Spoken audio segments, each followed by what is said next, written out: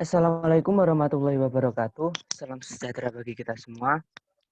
Di sini kami dari kelompok 2 ingin mempresentasikan hasil diskusi kami tentang cara patogen menyerang tanaman menggunakan tekanan mekanik dan senjata kimia. Sebelumnya, perkenankanlah kami memperkenalkan diri. Yang pertama, dari kelompok kami ada Friskalia Agustin dengan NIM 134190016. Kemudian saya sendiri Fahmi Ardiansah dengan NIM 134190017. Kemudian ada Eko Apriliansyah dengan NIM 134190018. Kemudian ada Aristia Larasati Rasyidin dengan NIM 134190030. Kemudian ada Raihatun Mustaqimah dengan NIM 134190032. Kemudian ada Lensia Maria Sitompul dengan NIM 134190033. Kemudian yang terakhir ada Bondan Raras Nikasari dengan NIM 134190047. Baik, tanpa mengulur waktu, marilah kita mulai presentasi pada kali ini. Yang pertama ada pengertian patogen. Patogen sendiri adalah organisme hidup yang mayoritas bersifat mikro dan mampu menimbulkan penyakit pada tanaman. Mikroorganisme tersebut antara lain seperti fungi, bakteri, virus, nematoda mikroplasma, spiroplasma, dan rickettsia. Patogen yang menginfeksi tanaman harus dapat masuk ke dalam tanaman, memanfaatkan senyawa nutrisi, dan bertahan dari sistem pertahanan inang. Patogen harus mampu melewati penghalang fisik yang berupa kutikula dan dinding sel untuk dapat mengambil senyawa dari tanaman. Kemudian tanaman sendiri memberikan respon terhadap kehadiran dan aktivitas patogen dengan membentuk sistem pertahanan baik berupa pertahanan struktural maupun pertahanan kimiawi. Kemudian patogen harus dapat mengatasi sistem pertahanan ini agar dapat tetap hidup dan mengambil makanan dari tanaman inangnya, baik dengan cara mekanis maupun kimiawi. Selanjutnya ada faktor patogen yang mempengaruhi perkembangan epidemi yang akan dijelaskan oleh Saudara Eko dan Raihatun.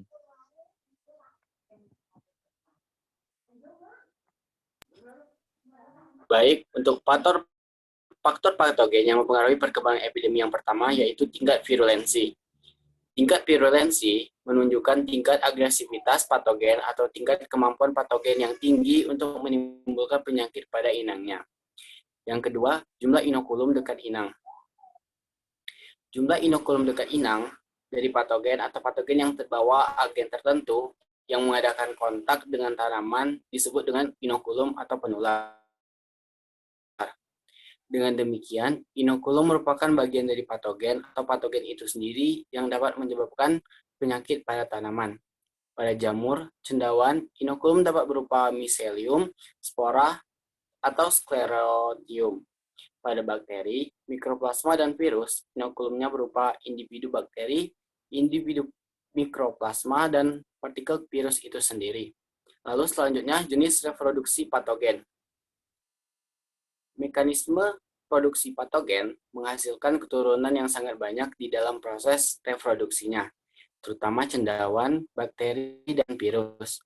Di samping itu, banyak patogen tanaman mempunyai siklus hidup yang singkat sehingga mampu menghasilkan banyak generasi dalam waktu satu musim pertanaman. Patogen semacam ini bersifat polisiklik seperti penyakit karat, bercak-bercak, dan hawar daun yang banyak dilaporkan menimbulkan kerusakan yang tiba-tiba dalam skala yang besar. Yang keempat yaitu ekologi patogen.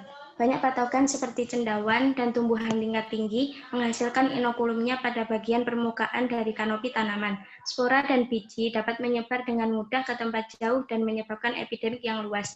Patogen lainnya seperti bakteri, mikroplasma, virus, dan protozoa memperbanyak diri di dalam jaringan tanaman.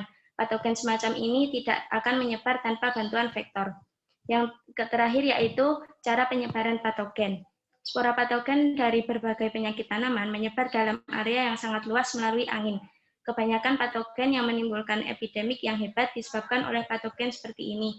Berbagai penyakit penting yang sering menimbulkan epidemik pada area yang luas menyebar atas bantuan vektor.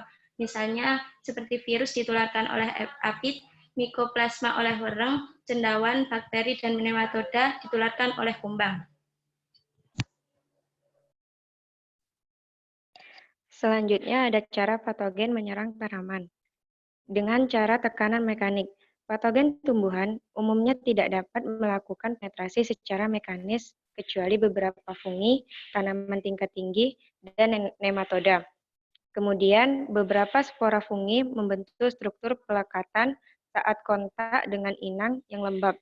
Kemudian, spora mengeluarkan enzim, kutinase, dan selulase untuk membantu pelekatannya. Selanjutnya, penetrasi sering dibantu oleh enzim yang dihasilkan oleh patogen pada situs penetrasi untuk melemahkan penghalang fisik.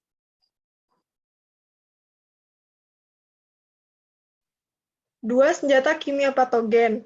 Pengaruh patogen terhadap tumbuhan inang hampir seluruhnya karena proses biokimia yang dikeluarkan patogen atau karena adanya senyawa kimia yang diproduksi tumbuhan akibat adanya serangan patogen. Substansi kimia yang dikeluarkan patogen diantaranya adalah enzim, toksin, zat tumbuh, dan polisakarida. Substansi kimia itu yang pertama adalah enzim. Enzim dari patogen berperan dalam memecah struktur komponen sel inang, merusak substansi makanan dalam sel, dan merusak fungsi protoplas. Patogen menghasilkan enzim yang dapat mendegradasi pektin, yaitu pektin metilesterase, poligalakturonase, dan pektin liase.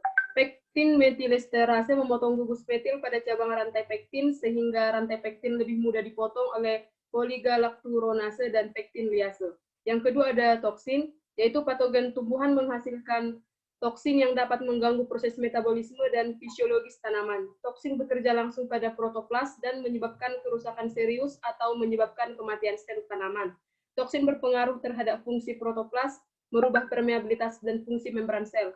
Toksin memiliki bentuk yang beragam dengan potensi yang bervariasi. Beberapa toksin bersifat tidak stabil atau bekerja secara cepat dan terikat dengan kuat pada situs spesifik pada sel tanaman.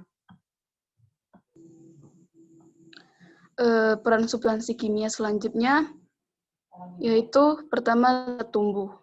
Patogen dapat menyebabkan ketidakseimbangan hormon di dalam tanaman, baik dengan menghasilkan hormon atau dengan mengganggu pengaturan sekresi hormon tanaman. Ketidakseimbangan hormon ini menyebabkan tanaman mengalami pertumbuhan yang abnormal seperti kerdil dan pertumbuhan yang berlebih. Yang kedua yaitu polisakarida. Polisakarida berperan penting pada penyakit layu yang disebabkan oleh patogen yang menginvasi jaringan pembuluh. Polisakarida pada jaringan xilem akan memblokir jaringan dan menyebabkan layu. Peranan polisakarida pada tanaman tumbuhan hanya terbatas pada layu. Pada vaskular polisakarida, dalam jumlah yang cukup banyak akan terakumulasi pada xilem yang akan menyumbat aliran air pada tanaman.